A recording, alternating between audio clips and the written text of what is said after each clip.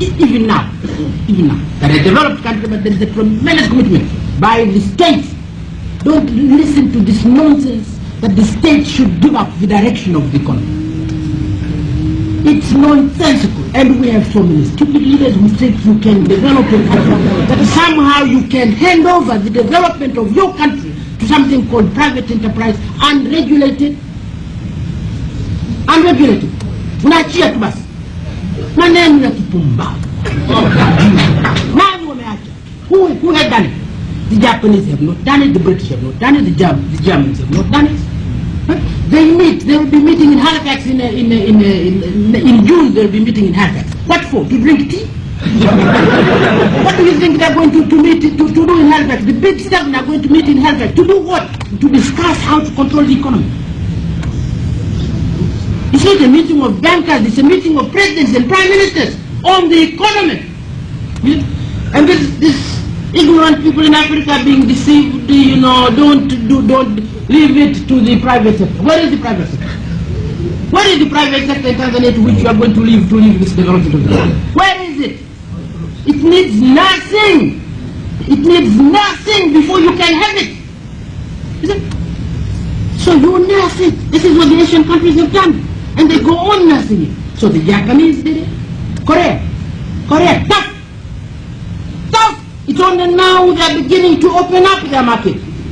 How do you open up your market to big competitors when you have no power to compete with big competitors? This is ridiculous. I mean, it's like, madam, I'm sorry.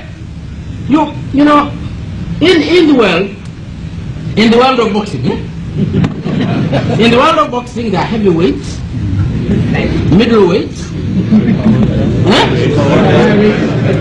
flyweights, heavyweights, and although the rules are the same, you put them separately, in separate rings. The heavyweights in their own ring, you see? The middleweights in their own ring. You don't put in the same ring a heavyweight and a featherweight.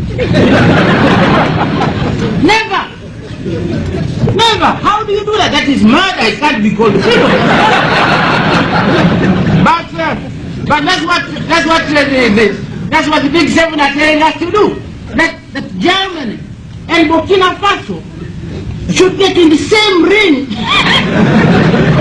And that is called globalization, freedom, liberalization. This is nonsense. This is absolute nonsense. You protect the weak until they become strong before they can compete. Always. This is the rule. This is the rule everywhere. But our leaders, even if we tell them that, they dare not argue. They can't argue. Well, I'll go back. You can't say no.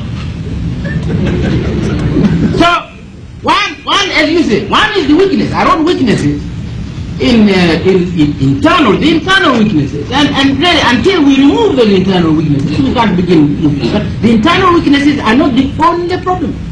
The problem is this pressure from the rich that we should open up our markets for competition. I'm told we have opened now here for banking, for instance. Banking. Now banking, Tanzania banking to compete with the European and North American banking? This is nonsensical.